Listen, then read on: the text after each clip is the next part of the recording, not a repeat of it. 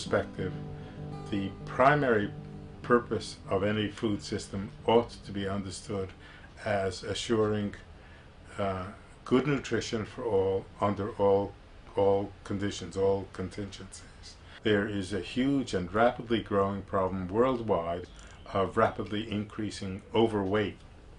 And when the overweight goes beyond a certain point, it's described as obesity. The best explanation for the epidemic of overweight worldwide is the rapid shift to processed foods. The American Obesity Association stated that 30% of kids that are born in the year 2000 would be overweight, and half of them, or 15%, will be obese. And if they are a boy, they have a 33% chance of being a diabetic, and 39% if it's a girl.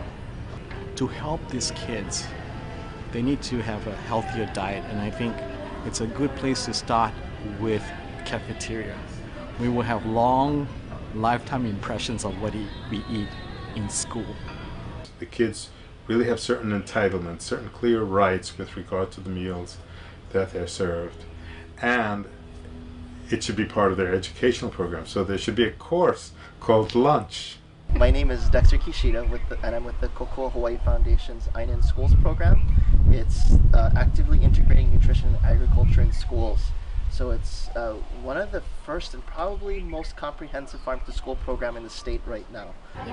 My name is Jenna Ishii, and I'm the director of Grow Hawaii, which is a farm-to-school project. So it's working with the kids to get them knowledgeable about what it takes to grow local food and why it's important to eat local food, and then working with the parents and the teachers and our school chefs and our school heads and the community, the greater community at large. So I'm Nancy Redfeather, and I'm the program director for the Hawaii Island School Garden Network.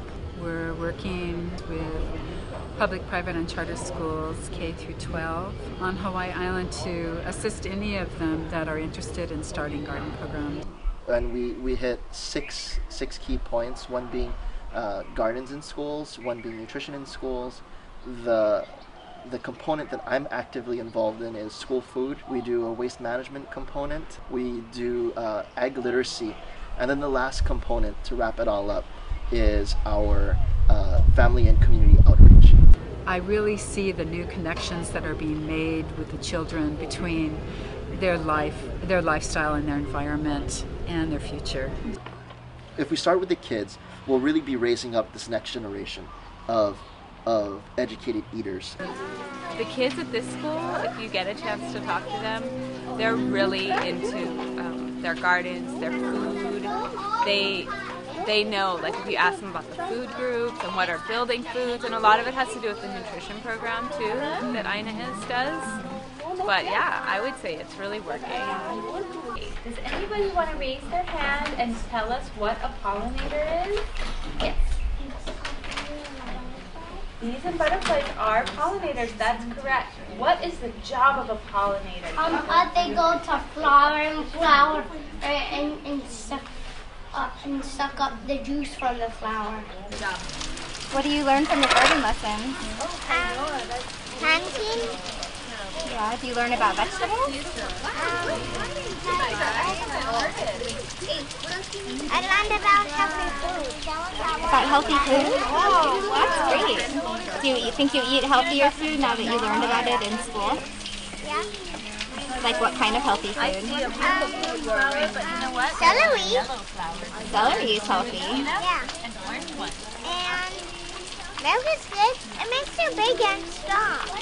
And they get to see firsthand, like we plant our seeds and food grows. Then they get to pull out the food and we wash it and we serve it, and they actually eat food from their own garden. And I think really having the experience of growing it themselves and eating it and being like, okay, I'll try, because I remember when I put that seed in the ground and now it's this, and that's like magic.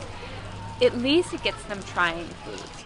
It's really surprising to see the kids, the kind of light bulb go on over a kid's head when they find out both where their food comes from and the importance of what they're eating.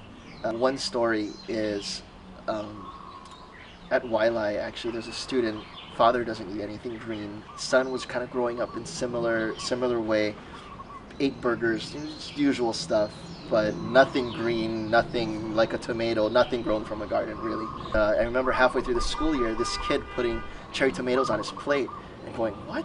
His mom works for the school, so I go to his mom's office going, what's going on with your son?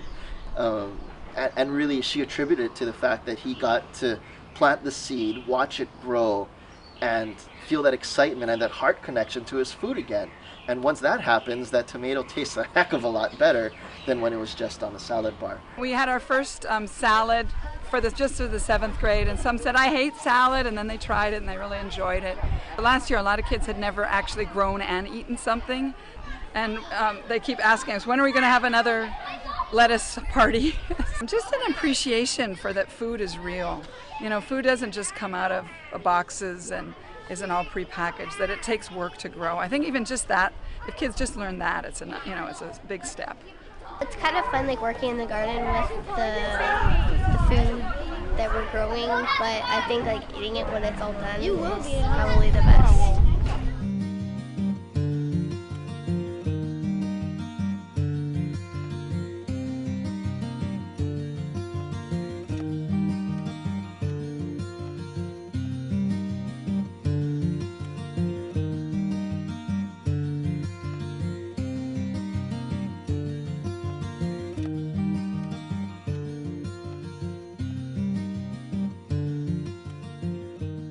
So as soon as kids acquire a taste for produce, they will tend to consume more of it, and then as parents, you tend to eat what your kids eat too.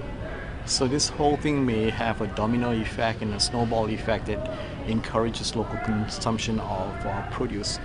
And when there's demand, there will be supply, and our growers will continue to produce more. Hawaii as a state, collectively, we spend over $3 billion on imported food each year.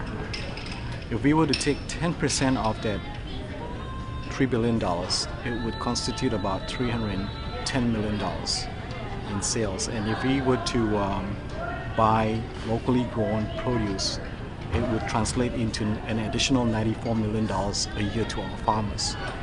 Now that additional $94 million, if it goes through the state economy, through the multiplier and all that, we would have an additional $188 million in sales across the state, $47 million in earnings, $6 million in state tax revenue, and about 2,300 new jobs.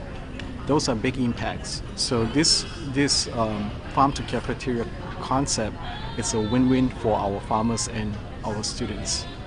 All of these institutions, they face a budget squeeze all the time. And when you tighten budgets, you tend to get less fresh food, more processed food. There's a hard bottom line in institutional feeding, and that weighs more heavily than sustainability and nutrition and all that nice stuff. The Department of Education is opposed to really moving on this farm to school program right now because they realize that there's not enough farmers to create the food that we need for our cafeterias, so they're reluctant to start a pilot program. There's a lot of different regulations as far as for school lunch, especially.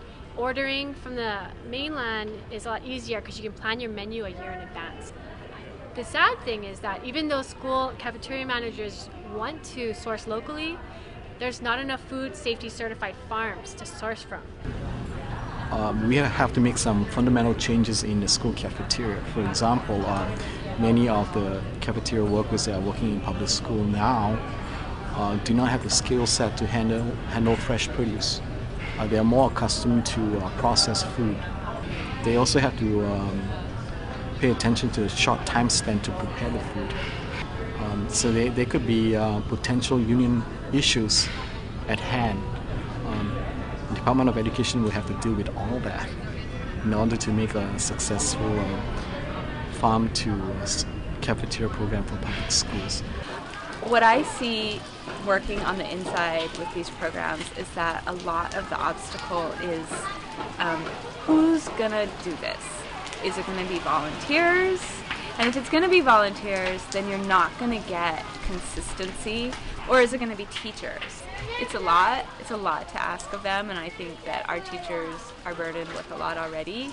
So how's it going to happen? Parents, teachers, community is vital to be connected with farm to school programs.